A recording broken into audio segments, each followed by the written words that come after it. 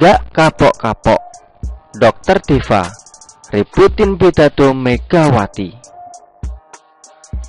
Banyak yang bilang Dokter Diva munafik. Dokter tapi bukan seperti dokter, karena sudah membahas politik. Sok jadi ahli politik kelas dunia, padahal hanya kelas teri. Tapi dengan munafiknya dia masih memakai gelar dokter. Pidato Megawati entah kenapa bikin banyak orang kebakaran jenggot. Mungkin Megawati menyentil banyak pihak, salah satunya kepada partai yang tidak minta izin mendukung kadernya sebagai capres. Ada juga sentilan kepada partai yang tidak punya kader berkualitas, sehingga mengusung tokoh di luar partai. Dokter Diva awalnya melontarkan pujian kepada Megawati. Ibu Mega itu cerdas sekali, katanya. Dokter Diva juga mengaku kagum dengan cara Megawati dalam menentukan setiap keputusan atau kebijakan. Saya kagum dengan bagaimana determinasinya dan bagaimana beliau mampu menyugurbalikkan semua hukum logika, ujarnya. Satu-satunya orang di negara ini yang mampu mencaci maki seorang presiden di depan ribuan massa. Dia dapat tepuk tangan meriah, katanya lagi. Caci maki dalam hal apa? Tahu saya, yang suka caci maki pemerintah itu risik dan komplotan penjual agama yang suka nongkrong di Monas sambil menunggu nasi bungkus gratis dibagikan. Mungkin maksudnya adalah saat Megawati mengatakan, jika tidak ada PDIP, kasihan Pak Jokowi. Mungkin terdengar arogan. Banyak yang merespon dengan nada negatif, seolah PDIP itu adalah raja yang lebih tinggi dari presiden.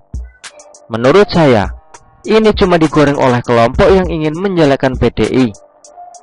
Bagi yang tahu kisah Jokowi, pasti sudah tahu ketika Jokowi memutuskan terjun ke politik menjadi calon wali kota Solo, tidak ada satu partai pun yang mau melirik. Tidak ada partai yang merespon. Presiden Jokowi saat itu hanya pengusaha mebel biasa, tak ada koneksi politik dan tak punya daya tawar kuat. Hanya PDIP yang mau menerima. Presiden Jokowi digembleng lewat sistem pengkaderan, lalu diperkenalkan sebagai calon wali kota Solo. Selebihnya adalah sejarah. Memang tanpa PDIP tidak akan ada Jokowi sampai saat ini. Dan berkat Jokowi, nama PDIP melambung dan menang Pilpres 2 kali berturut-turut. Ini simbiosis mutualisme, saling menguntungkan. Bagi yang tidak tahu cerita ini, pasti akan mengecam PDIP. Siapapun paham, PDIP saat ini di atas angin. Belum juga mengumumkan capresnya, elektabilitasnya tetap di puncak. Bayangkan, kalau sudah umumkan nama, pasti akan terus meroket. Makanya, banyak yang mencari celah untuk menjatuhkan dalam berbagai kesempatan. Dan berkaca pada Dokter Diva, dia hanya sakit hati dan benci kepada Presiden Jokowi. PDIP sebagai partai tempat bernaung Jokowi pasti akan ikut kena sikat olehnya. Tapi coba pikirkan, dibandingkan dengan Megawati, ucapan Dokter Diva jauh lebih tidak beradab. Kalau kalian masih ingat, dia dulu sering memojokkan Presiden Jokowi melalui isu ijazah Jokowi. Ketika penggugat ditangkap, dia langsung buru-buru hapus cuitannya dan gemetar ketakutan. Harusnya kasus ijazah ini bisa menjadi jalan bagi penegak hukum untuk memberikan pelajaran pada dokter yang keterlaluan ini. Karena dibiarkan dan dianggap beres, dokter ini merasa besar kepala dan kembali merasa aman. Makanya sekarang menyindir lagi seenak jidat. Apakah itu beradab? Apakah menyerang Jokowi dalam kasus ijazah adalah beradab atau bahkan kurang ajar? Bukan cuma sekali itu saja dia nyinyirin Jokowi. Sudah tidak terhitung lagi, dia berbuat ulah dan bikin gaduh luar biasa. Padahal dia dokter.